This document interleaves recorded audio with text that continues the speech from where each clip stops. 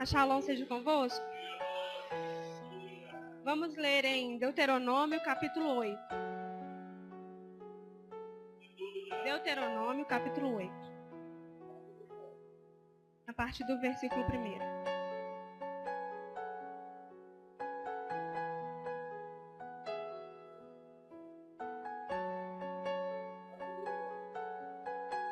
Amém?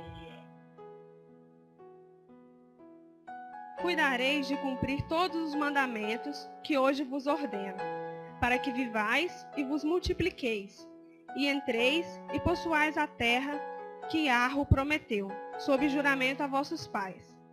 Recordar-te-ás de todo o caminho pelo qual o Criador, teu Eloá, te guiou no deserto esses 40 anos, para te humilhar, para te provar, para saber o que estava no teu coração, se guardarias ou não os seus mandamentos. Ele te humilhou e te deixou ter fome, e te sustentou com o maná, que tu não conhecias, nem teus pais o conheciam, para te dar a entender que não só de pão viverá o homem, mas de tudo o que procede da boca de Iarro viverá o homem. Amém.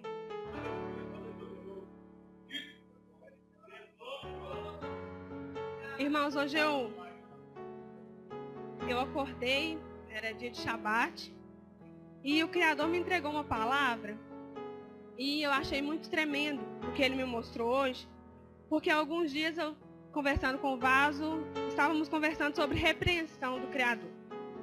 E hoje eu comecei a analisar a história desse povo, que peregrinou no deserto durante 40 anos, buscando uma terra que o Criador tinha prometido. E a palavra fala que eles passaram fome, eles tiveram sede, tiveram que enfrentar o cansaço. E ainda assim, eles precisavam crer num milagre, numa promessa, sem ter nenhuma certeza do que eles encontrariam pela frente.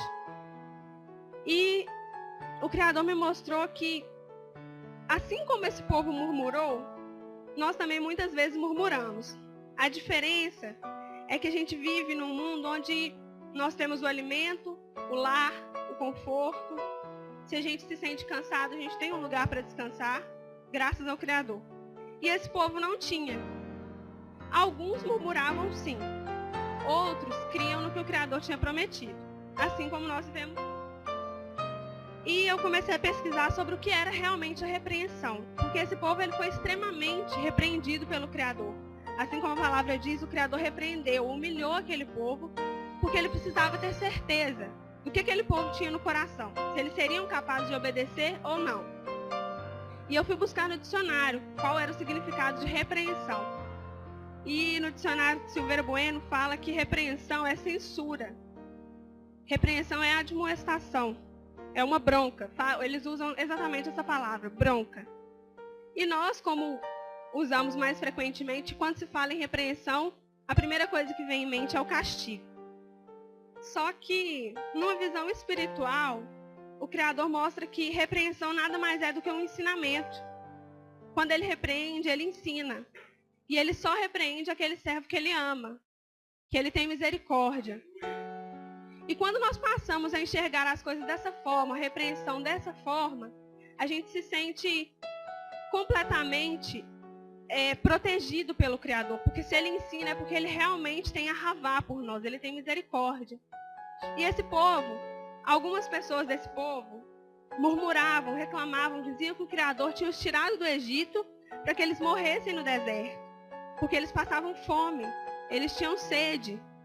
E outra parte desse povo, ao invés de reclamar e duvidar do que o Criador diz na palavra, que ele supre todas as nossas necessidades, eles creram no Criador, e quando vinha a luta, a adversidade, eles se lembravam que quando tiveram fome, o Criador fez cair do céu um maná que nenhum deles conhecia.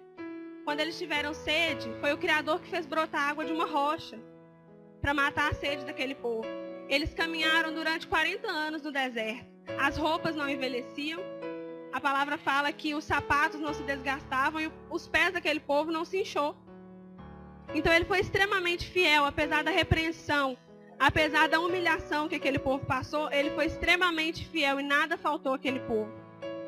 Então eu comecei a meditar que quando, diante das nossas lutas, que nem se compara ao que esse povo passou, diante das nossas adversidades, quando nós murmuramos, é a mesma coisa de dizermos para o Criador: Pai, eu não sou capaz de suportar essa luta.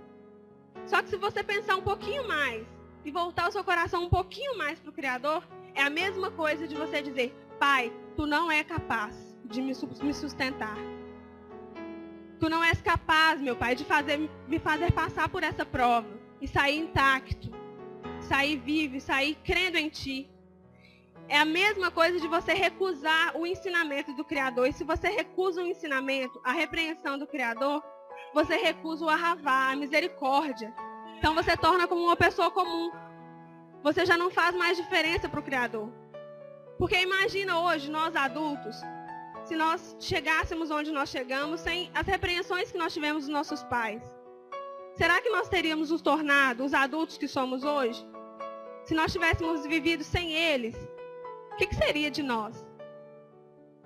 E se elevarmos um pouquinho mais o pensamento, se nós não aceitamos o ensinamento do Criador, nós estamos sem Ele. Ele já não tem mais compromisso com nenhum de nós. Então, nessa noite, o Criador chama a atenção para que nós sejamos capazes de reconhecer as provações como ensinamentos, como prova de que Ele não desistiu de nós. Que a Ruth seja louvada.